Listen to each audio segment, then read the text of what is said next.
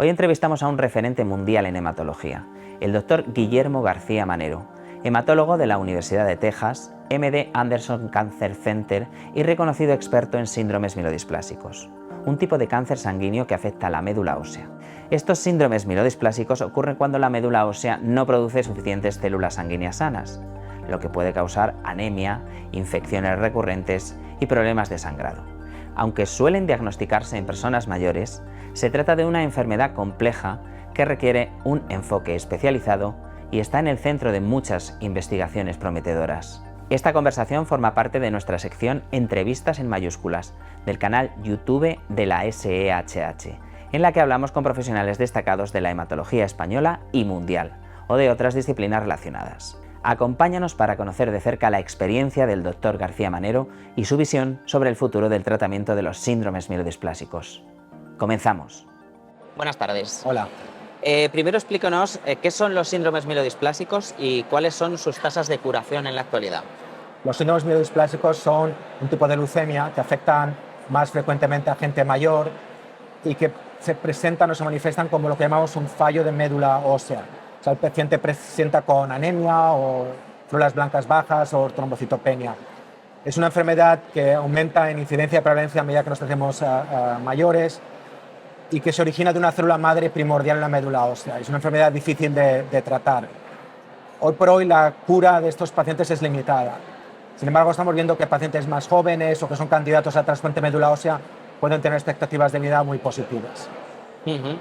¿Cuál sería el perfil medio de estos pacientes? Ya he dicho que son de edad avanzada, pero no sé si tienen otras características. Sí, estamos viendo de hecho que el perfil de estos pacientes va cambiando a medida que entendemos esta enfermedad a nivel molecular. Entonces tenemos un grupo de pacientes que son los pacientes añosos de envejecimiento.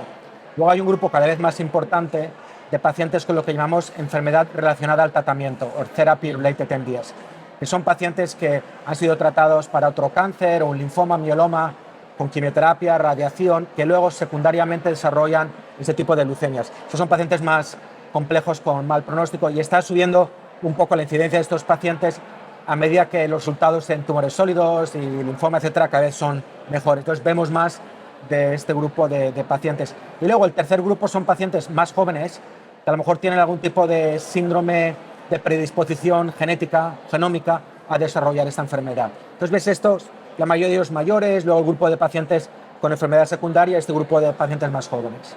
¿Y actualmente cómo se trata esta enfermedad o a cada grupo de estos pacientes?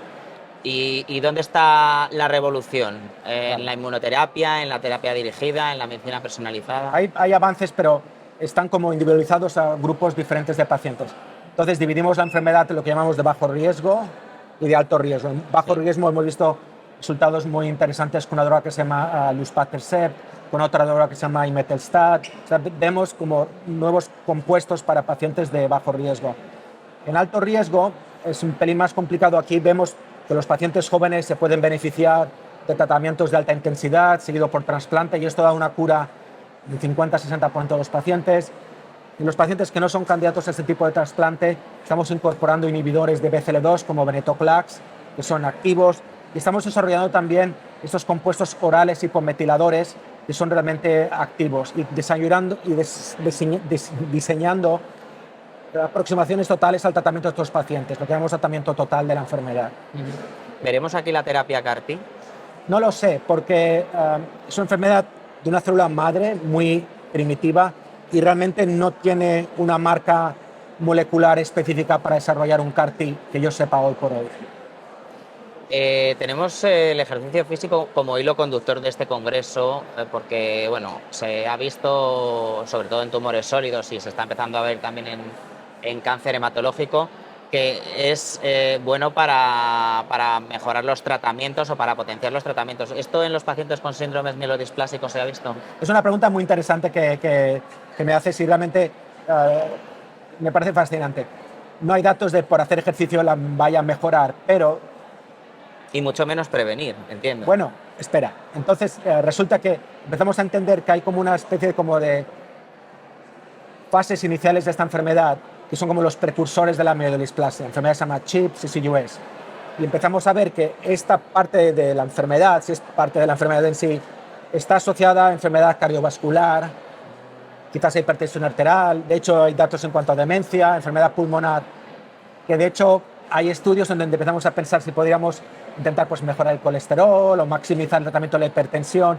Entonces, en este contexto, en cuanto a ver esta enfermedad de una manera sistémica, es posible que veas un estudio ensayo clínico intentando ver cuál es el efecto de la dieta o el ejercicio en el pronóstico de esos pacientes. De hecho, es bien interesante. Y ya por último, la inteligencia artificial, que también es otro leitmotiv de este congreso. ¿Hay proyectos en marcha en este campo? Sí, es muy interesante también, porque resulta que esta enfermedad es súper heterogénea y las dificultades empiezan en cuanto al diagnóstico. A veces es difícil de diagnosticar, es difícil de entender a nivel clínico básico. Entonces, por ejemplo, hay esfuerzos en cuanto a inteligencia artificial pues para leer sangre periférica sin tener que hacer médula ósea y detectar que tienes mielodisplasia. No, hay estudios de interferencia artificial que te permiten predecir qué tipo de mutación el paciente va a tener. O sea, ellos ven cambios en la forma de las células de la médula ósea que están asociados específicamente con alteraciones moleculares. Es fascinante. Y luego, obviamente, intentar introducir este tipo de herramienta para ayudarnos a decidir cuál es el mejor tratamiento para estos pacientes. Entonces empieza a haber varios proyectos en ese campo. De hecho, liderados en Europa por un proyecto que se llama Harmony. Harmony, sí, lo conocemos muy bien. Pues muchas gracias, doctor, por esta entrevista y hasta la próxima. Muchas gracias. El doctor García Manero nos deja una visión clara y esperanzadora sobre el avance en el tratamiento de los síndromes mielodisplásicos. Aunque la cura definitiva aún no tiene fecha, los avances en terapias dirigidas, agentes hipometiladores orales y trasplantes de médula ósea están marcando un cambio positivo en el manejo de estos cánceres sanguíneos. El énfasis en un enfoque integral y personalizado, basado en el conocimiento molecular, es fundamental para seguir progresando. Esperamos que todos estos avances nos lleven más pronto que tarde a la curación de los síndromes mielodisplásicos. Hasta la próxima.